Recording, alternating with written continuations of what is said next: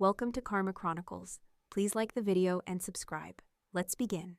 I stepped into that concrete fortress with my stomach twisted up like a cheap extension cord. First day at the Southern Tier Corrections Training Academy, and I already knew I didn't belong. The place looked more like a government bunker than a school. High ceilings, gray walls, buzzing overhead lights that made your skin look sick. The air smelled like metal and rubber soles. You could hear every bootstep echo. Everyone was already standing in formation in the main hall, stiff and sharp in their fresh-issued uniforms. Most of them were taller than me, bulkier too. Buzz cuts, square jaws, serious faces, ex-military types, maybe some criminal justice grads. I'd done 5 years of retail at a strip mall shoe store in Rochester. The only reason I was even here was because my sister's fiancé pulled strings. He was the warden of the facility attached to the academy. He stood dead center, clipboard in one hand, wearing full uniform like he'd walked out of a recruitment poster. Lieutenant Warden Rick Hayes. I'd only met him twice before. He barely looked at me then. He sure as hell looked at me now. "Quiet," someone barked. The echo shut everyone up. He stared at me for a second, long enough for the others to follow his gaze, then checked his clipboard and said, loud enough to fill the hall, "So, you're the captain." A second of silence, then laughter, hard, loud, echoing off the walls. A few of them nudged each other like it was the best punchline they'd heard all year. My cheeks burned, but I didn't flinch. I could feel every set of eyes on me, sizing me up, already deciding I was soft. Weak. A joke. I took one step forward, locked my shoulders back, and answered, "Yes, sir." The laughter died off like a bad engine. Quick note, before we go deeper, tell us which country you're watching from. Rick looked at me flatly, didn't blink. Then he just made a mark on his clipboard and moved on. No welcome, no encouragement, just a public gut punch and a warning shot all in one. I held my ground. Even when someone near the back whispered, "Retail warrior," and chuckled. Even when the guy to my right smirked without turning his head. My heart was jackhammering, but I didn't move an inch. That's when I knew. I wasn't getting a single handout here. Not from him, not from anyone. I was going to have to earn everything. After roll call, they herded us through a side hallway that felt more like the back of a meatpacking plant than any kind of academy. One overhead bulb flickered like it was dying, and the floor had that sticky, waxy buildup that never fully dried. We lined up in front of the supply room. The guy behind the desk didn't say a word, just shoved gear across the counter like he was feeding pigs. Everything I got was either too big or too stiff to move in. My boots were damn near clown shoes. The vest swallowed my whole torso, and my belt looked like it belonged to someone twice my size and half my build. I stuffed it all into my assigned locker, dented, rusted at the bottom, and missing one hinge. The bunk next to it looked like it hadn't seen a proper scrub in years. Paint was flaking off the walls like sunburnt skin, and the mattress crunched when I sat on it. That first night, they didn't even let us unpack. Straight into training. 12 hours of nonstop grind. Classroom codes, use of force policy, chain of command, radio lingo, restraint techniques, tower signals, shift rotation schedules. They threw it all at us like they wanted to break our brains before they even tested our bodies. I tried to keep up, but it felt like I was swimming in concrete. Every acronym blurred into the next. My tongue stumbled over the 10 codes. 1019 became 1091, and one of the instructors snapped, "Are you inventing your own language now, recruit?" The class laughed, again. That sound was starting to get familiar. By lunch, I was starving, but too tense to eat. I grabbed a tray and scanned the mess hall. Tables were full, but not one face looked my way. I ended up alone at the far edge by the vending machines. Right as I sat down, I caught it. Someone at the next table muttered, "Discount captain's still here." No one corrected him. I didn't even look up. I just kept chewing and told myself not to react. Not yet. That night, my feet ached so bad I had to peel my socks off slow, like my skin might come with it. My whole body felt like one giant pulled muscle. But I sat on that awful mattress with a flashlight in one hand and the academy manual in the other, going over every damn transport code until my eyes burned. 1064, inmate out of unit. 1055, staff escort. 1019, return to base.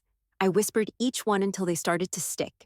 Nobody said a word to me for days. I was the ghost of the class. The one people saw but didn't speak to, and the instructors. They loved spotlighting me.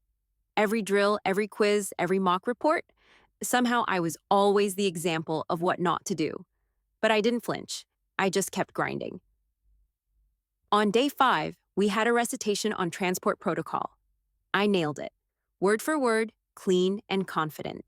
One of the instructors actually paused, gave a short nod, and moved on without roasting me.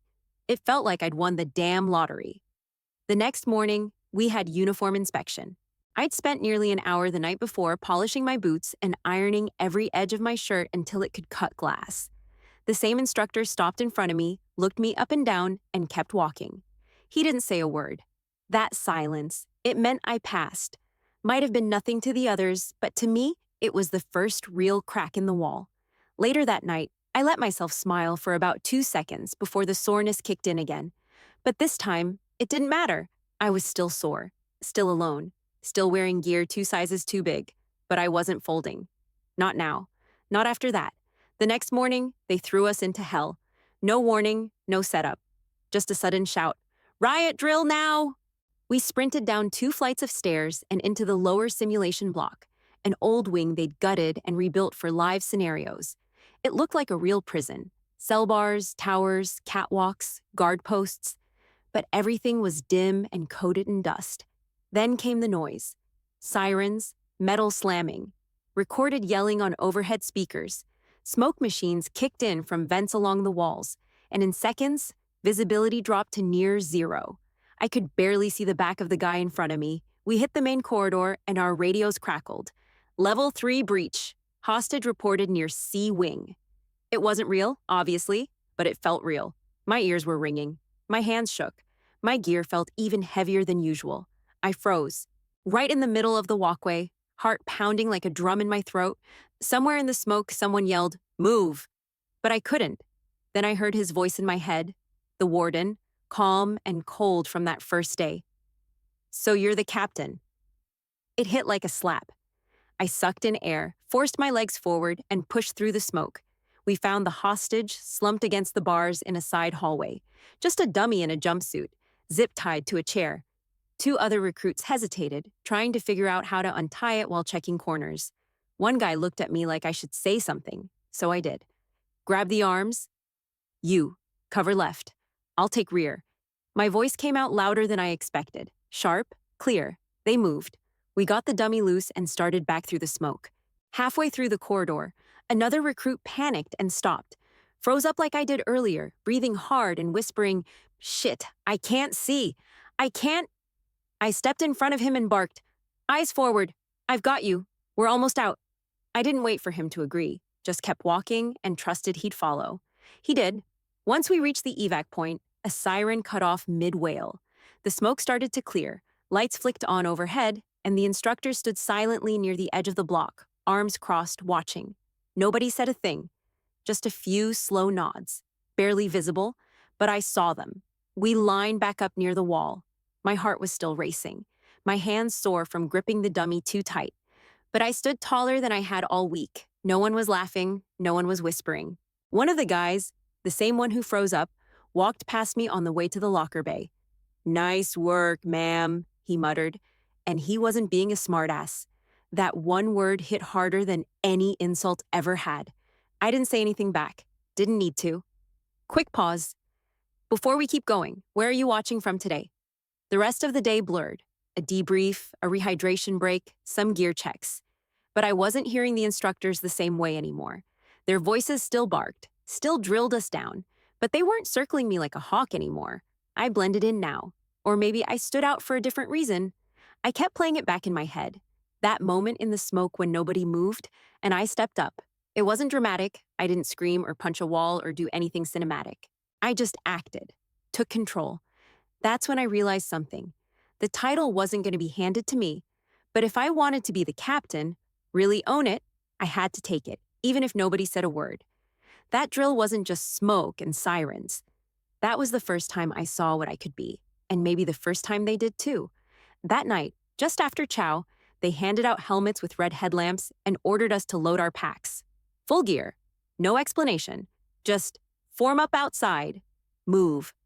We marched behind one of the instructors across the yard toward the old water system, a decommissioned cistern tunnel buried under the far edge of the facility. The closer we got, the more it smelled like wet metal and mildew. The hatch to the tunnel creaked open like a damn horror movie. Inside, the air was thick and sour. Brick walls dripped with moisture. The floor was slick with years of rot and grime. No ventilation, no lights. Just the sound of boots slapping concrete and the occasional rat scurrying through puddles. "Tonight's drill," the instructor said, turning to face us with that same dead-eyed stare, "is rescue and recovery. There's a downed trainee stashed somewhere in the tunnel. Your squad goes in together, gets them out, and brings all your gear. No shortcuts. No flashlight unless your headlamp fails. Clock's running. Go." We entered in single file. I was second from the front. The second that hatch closed behind us, it felt like the air was vacuum sealed. My breath sounded too loud in my own ears. The walls were barely wide enough for two people to pass. Every step forward squelched. Within 5 minutes, my gear was soaked, sweat, water. I couldn't tell. My socks sloshed in my boots. My helmet strap itched like hell. My lungs burned. We moved slow, checking each alcove with our dim red beams. Every few minutes, someone cursed under their breath or banged into a pipe. The guy in front of me tripped and slammed into a wall. I caught him by the vest. "You good?" I asked. He grunted, got back up, kept moving. About 20 minutes in, my thighs started locking up. My pack felt like it doubled in weight. The humidity clung to my face like a wet rag. We still hadn't found the dummy. The tunnel kept twisting. No signs, no direction. Just more darkness and the smell of old water and rust. Somewhere near the fourth bend, I started falling behind. My legs weren't listening. I could hear my own breath turning choppy, my vision narrowing. The weight of the gear, the heat, the stink, it was too much. My knees buckled, and I dropped to one side, catching myself on the slick wall. Someone behind me hissed, "Keep moving." My first instinct was to snap back, but I didn't. I just gritted my teeth, shoved off the wall, and muttered, "I'm good." I wasn't, but I kept walking anyway. 10 minutes later, we found it. The trainee dummy shoved into a drainage alcove. Our team leader called out positions. I didn't wait for an assignment. I dropped my gear, grabbed one of the dummy's arms, and helped lift. The thing was dead weight, at least 80 pounds in waterlogged clothes, but I didn't let go. We carried it out like it was the real thing, squeezing through tight corners, water pouring down from overhead pipes, one guy nearly losing his footing in a deeper patch. I kept shouting out, "Watch that corner!" and "Left foot slick." By the time we saw the hatch light again, I was barely upright. We stumbled out into the open night air like survivors from a shipwreck. I dropped to one knee, stripped my helmet off, and gulped air like it owed me money. My arms were jelly. My boots were filled with swamp. The instructor stood nearby, arms crossed. His eyes landed on me for half a second. Then he gave the smallest nod I'd ever seen. No words, just that. But it hit like a brick. Back in the dorm block, I peeled off my gear and collapsed onto my bunk, not caring that my sheets were about to get soaked. I couldn't move. My body was done.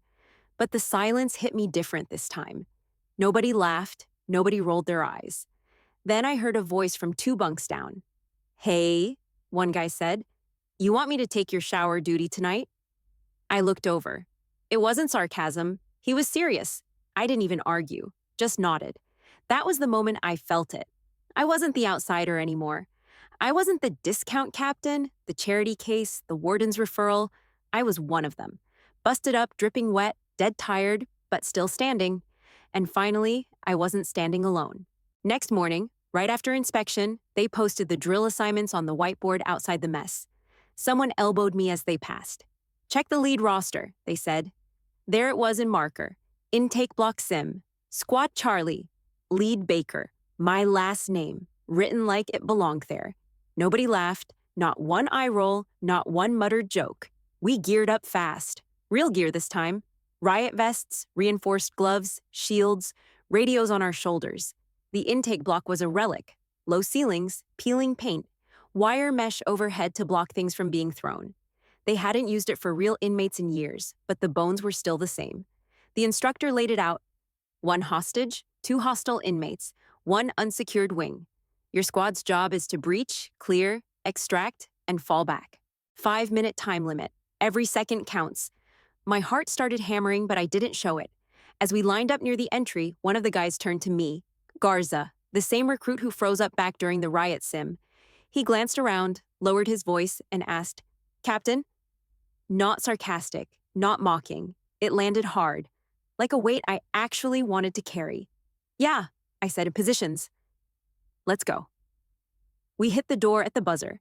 I led first breach, shield up, eyes scanning left-right like we drilled. Garza flanked me. Reynolds took rear. We moved fast, no yelling, no wasted words. The hallway was tight and echoed with staged shouting. Fake inmates pounding on barred doors, screaming at us. Just noise, meant to rattle. "Ignore it," I called. "Eyes front." We moved in formation through the corridor. At the junction, Reynolds hesitated, unsure which way to peel. I grabbed his shoulder, pointed. "Left's clear. Go." No panic, no second guessing. We found the hostage dummy zip-tied in a utility closet under flickering lights. I assigned cover, backup, and exit strategy without waiting for input. We had 90 seconds left on the clock. As we hauled the dummy out, a smoke canister popped behind us, part of the sim. The kind meant to test if we'd choke or scatter. I barked, "Push through. Keep eyes. Stay low." And they did. Not a single one broke rank. We made it to extraction with 20 seconds to spare. No injuries, no protocol misses, no screaming. Just efficient, clean movement, the kind that didn't come from muscle, but from trust. When the buzzer sounded again, ending the drill, we were already setting the dummy down. The instructor walked over, flipped his clipboard, and didn't say much, just scribbled notes. I stood there catching my breath, trying not to show how much it meant. I knew we nailed it, but I wasn't ready to assume anything. Not until I heard it. That afternoon, we were called back to formation. All squads lined up in front of the administration building. The sun hit us square in the face, and the sweat off our brows made us look like we'd been hit with a hose. Rick, the warden, stepped out holding a paper in one hand. "Clipboard again. Always the damn clipboard." "Today's top performance," he said, "came from Squad Charlie. Commendations go to Reynolds, Garza, and Baker. Especially Baker, for command clarity and zero hesitations under pressure." He didn't look at me, just read it and moved on. But the sound that followed. Applause, not a standing ovation, not over-the-top cheering. Just steady, even clapping. The kind that said, "Yeah, you earned that." For a second, I didn't move. I stood there like I was stuck in place. Then Reynolds gave me a quick pat on the back. Garza nodded once, serious. "Told you," he said. "Quick note, before the next scene, drop where you're tuning in from in the comments." I felt it all at once. The drills, the humiliation, the cold nights with soaking gear, the smirks, the silence. All of it had led here. And this time, I wasn't dragging myself forward alone. They were behind me, not out of pity, because I'd led and they followed. Later that same day, while everyone was still buzzing about the commendations, I stepped into the mess hall and felt it. Not the respect, not pride, the tension. It hung in the air like steam off the industrial trays. Quiet, but thick. I grabbed my food and walked past a table where two guys sat low, talking fast. Didn't think much of it until I heard one of them mutter, just loud enough, "Clipboard captain strikes again." The other one laughed. "Must be nice when your sister's sleeping with the boss." My tray stopped mid-air. I didn't move right away, just stood there, burning that sound into my brain. I set my food down like nothing happened, then turned and walked right over to them. "You say something." I asked, steady. One of them blinked. The other leaned back with a shrug like it didn't matter. "Nothing serious," he said. "Just talking. Guess even clerks can lead now." I stared at him. He didn't flinch, and I didn't snap. Didn't give him the scene he wanted. I just nodded once, low and slow. "Cool. Then I'll lead while you keep talking." He looked away first. I went back to my table, sat alone, ate every bite of food like it tasted fine, even though it didn't. After that, I started showing up early, not to kiss ass, to prove something, mostly to myself. I volunteered for latrine duty, took the overnight inventory check nobody wanted, ran extra reps after the drills, even when we were dismissed. When 2 new recruits came in late that week, green, stiff, nervous, I walked them through the Firewatch schedule so they wouldn't get smoked. One of them forgot to sign his gear sheet. I covered it before the instructor noticed. Didn't brag. Didn't mention it. I didn't need everyone to like me, but they damn well respect the work. One night, about a week later, the same 2 guys from the mess were struggling through the tower rotation test. Lost count, missed a comm check, got reamed by the instructor on the radio. I didn't say anything, but when I passed them at the water station, I slowed. Next time, sync your damn watches before call out, I said, casual. Neither one answered, but both nodded, and that was enough. By the end of the week, people started coming to me for clarification on procedures, not the instructors, me, fire drill prep, key control order, even locker inspections. If someone wasn't sure about the crease line, they'd glance my way before the whistle. They weren't just listening now. They were relying on me to hold the line, and I held it. After evening drills one day, I was finishing inventory logs in the admin wing when I heard boots stop behind me. I turned. Rick, the warden, hands behind his back, watching. "Recruit Baker," he said. "Sir?" He didn't pull out the clipboard, just stepped closer, lowered his voice. "You're building more than a reputation." He paused, locked eyes with me. "You're building trust. Don't waste it." Quick pause. "Where are you listening from today? Drop it in the comments." I didn't smile, didn't say anything cocky, just answered, "No, sir." He nodded once, then walked off. No speech, no pat on the back, just the kind of recognition that didn't need an audience. I stayed there another 10 minutes finishing those logs, my hands moving on autopilot. But in my head, I knew exactly what had shifted. They could call me whatever they wanted behind my back. Discount captain, clipboard pet, warden's favor, didn't matter, because when something needed to get done, they weren't calling each other. They were calling me. The next day, they told us we were going live. Not real inmates, but a full simulation. Lights, sirens, smoke, noise, chaos. Top floor of the intake wing through admin hallways and back into the yard. This was the one they saved for the end, the one where they broke people. The instructors laid it out flat. "You're responding to a facility-wide lockdown. Riot in cell block D. Chemical leak reported in the East Maintenance Corridor. All units compromised. No contact with half the staff. Your job, evacuate, triage, account for every body in this place, and contain the threat. Clock starts when the siren hits. No retakes." We were all standing in formation, full gear, radios clipped, eye contact locked. I didn't need to be told I was in charge. Everyone already looked to me. I checked my team. Garza, Reynolds, 2 new recruits still jumpy, and a medic trainee from a different unit. 5 of us total. I gave fast orders. "Garza, left flank. Reynolds, take both rookies. I'll float. Medic stays with evac." Siren hit like a punch in the skull. Red lights strobed, smoke machines triggered instantly. The place turned into a horror show in seconds. Zero visibility, screaming from the intercoms, doors slamming open and shut from air pressure, radios chirping half calls we couldn't understand. We pushed forward, shield first. First hallway. One simulated inmate down with a fake gash across his forehead. Real enough to make your gut twist. "Medic, secure and stage," I snapped. "Reynolds, status check West Wing. Now." Radio screeched something unintelligible back. Didn't matter. I waved him down the hall with one rookie. The other stayed with me and Garza. We reached the maintenance corridor where the chemical leak had kicked off. Big yellow barrels everywhere. Strobe lights flashing green and red, and a speaker blasting hiss sounds like gas release. One of the new guys locked up. He dropped his radio and stumbled back, panting hard. I can't breathe." I grabbed his vest and shoved him to the wall. "It's fake. You're breathing fine. Look at me." His eyes were wild. "Look at me.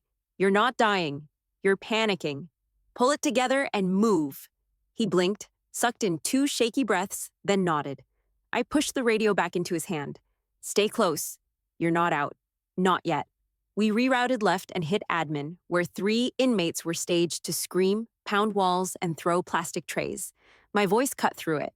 "Clear path. Stay left. Nobody breaks formation." We moved fast. One rookie tripped. Garza picked him up mid-run. Smoke thickened near the yard access. No visibility. Reynolds was yelling over the radio that the standard evac hallway was jammed. Too many people, not enough space, total clog.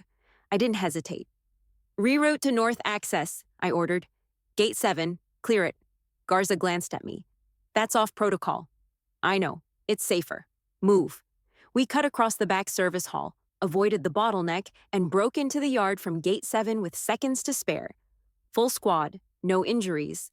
All boxes checked. The buzzer hit. Simulation ended. The smoke stopped. Sirens cut out like someone killed the power. Just silence and the hum of overhead lights. I exhaled so hard my chest cracked. The rookies slumped to the concrete, drenched. Garza leaned against the wall, breathing like he'd just run a marathon. Reynolds took off his helmet and said, "Holy hell." I just stood there, still wired, still hearing fake screams in my head. They called us back to formation 15 minutes later. No time to change, just brush off and line up. Rick walked out. Same clipboard, same unreadable face. "Simulation complete," he said. "All teams accounted for. No casualties. One reroute executed at Squad Baker's discretion." He paused, scanned the group, then looked at me. "That's what command looks like." Then he walked off. No applause, no ceremony. Didn't need one, because every head turned my way. Not with jealousy, not with doubt, just quiet recognition. Real leadership didn't come from yelling the loudest. It came from stepping forward when no one else would. And I'd done that. Right in the middle of smoke, pressure, and full-blown chaos. I didn't just lead, I commanded. I was still pulling dried smoke out of my hair when they called for family weekend. I didn't expect her to come, but there she was. Straight-cut blazer, tight ponytail, arms crossed like she was walking into a courtroom. That was my sister, Allison. Always polished, always 10 steps ahead. She'd been like that since we were kids. I was the screw-up who worked retail while she climbed law school, then latched onto a guy like Rick. She spotted me first. Her eyes scanned the crowd until they landed on me in uniform. Boots tight, shirt crisp, badge clipped dead center. Her mouth opened a little, like she didn't recognize me. I walked over, no rush. She reached out a hand automatically. But halfway through the shake, she pulled me into a hug. "Didn't think you had this in you," she said, not mocking, not teasing, just honest. I didn't know what to say. I was so used to her treating me like the backup singer in her life. I forgot what it felt like to be seen. We sat on the old wooden bench outside the administration building. The sun was cutting through the clouds in that weird early evening way that made the brick walls glow orange.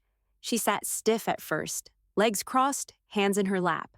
I leaned back, arms stretched out, elbows on the top of the bench like I belonged there. She looked over. "Rick told me about the final drill." "Yeah. He said you called an evac route that wasn't on the standard sheet." I nodded. "Wasn't safe going the usual way. Blocked up. Too many bodies. Had to call the audible." She tilted her head. "That a risk?" "Always is," I said. "But command isn't about waiting for someone else to make the call?" She smiled. Not wide, just a small one. The kind she only used when she respected someone. "Quick break. Where are you watching from today? Drop your city or country in the comments." She stayed quiet a minute, then asked, "So, what happens now? Graduation's tomorrow, right?" "Yeah. If we pass final eval tonight, we walk the parade field. Badges and all." She looked down at her hands, then back at me. "You look different," she said. "I feel different." Another pause. Then she asked something I never thought I'd hear from her. "Walk me through it. The sim, step by step." So I did. I told her how we cleared the hallway, redirected through Gate 7, stabilized the trainee, moved as a unit even when the smoke and sirens were frying our nerves. She didn't interrupt, didn't nod impatiently, didn't offer corrections. She just listened. For the first time in my life, my sister wasn't giving me advice. She wasn't fixing me. She wasn't handing me a life blueprint drawn in pen. She was hearing me. We sat there for a while after that, not talking, just breathing the same air. Then she stood, brushed her pants flat, and looked down at me with something new in her eyes. "I'm proud of you," she said. That one hit harder than anything the warden ever said. I stood too. We faced each other. No power games, no competition, just eye to eye. "Took me long enough to earn it," I said, half joking. She shook her head. "You didn't earn my pride. You earned yours. And that's the difference." That one I carried with me. We didn't hug again. We didn't need to. She walked toward the parking lot, heels echoing off the concrete. I watched her go, and for once, I didn't feel like her little sister in the shadows. We were just two women who'd finally seen each other clearly. And yeah, getting her respect felt damn good. But needing it. That part was over. The next morning, the ceremony hall glowed like something out of a dream. Tall windows, sun pouring in across polished floors, brass fixtures gleaming. Every surface felt sharp and formal, like it knew what kind of day this was. We lined up by squad, full dress uniform, no scuffs, no wrinkles, boots polished to glass, name tags shining. I kept my hands steady, but my chest was tight. The instructors moved down the line, doing final checks. One tapped a guy to fix his collar. Another checked a belt clip. When they passed me, they didn't stop. That silence meant everything. Then the PA crackled. Graduation detail! Prepare for honors and rank assignments. We stood at attention. They started calling names in alphabetical order. Promotions, designations, assignments. Then I heard it. Baker, field team captain. Everything slowed for a second. My feet moved before I could think. I stepped forward, crisp, clean, no hesitation. Rick, Warden Hayes, stood at the front of the hall. Same posture, same clipboard at his side. But this time, no clipboard in hand. Just the badge. He didn't say anything. No smirk, no challenge. He met my eyes and gave me a single, sharp nod. I held out my hand. He placed the badge in my palm. Solid, heavy, real. I nodded back. That was it. No speech, no drama. Just the handoff from one leader to another. We filed out of the hall and onto the parade field, boots striking concrete in perfect rhythm. Sunlight hit us hard now. No shadows to hide in. We marched past the bleachers, instructors lined along the side, arms crossed, silent. And in the crowd near the gatehouse, I saw them. The new recruits. Still fresh, still stiff in their posture, still unsure of how to wear the weight. Some of them looked at me and kept looking. Quick pause. Before this wraps, tell us in the comments, what's the hardest thing you ever had to earn? I held their gaze for half a second, not smug, not proud, just steady. I remembered that first day, the laughter, the boots clinking against the floor, Rick's voice cutting me down in front of the whole damn hall. But I didn't carry any of that now. No weight, no doubt. Just the badge in my pocket, and the knowledge that I hadn't been handed anything. I earned this. The gatehouse doors swung open in front of us. I walked out a leader.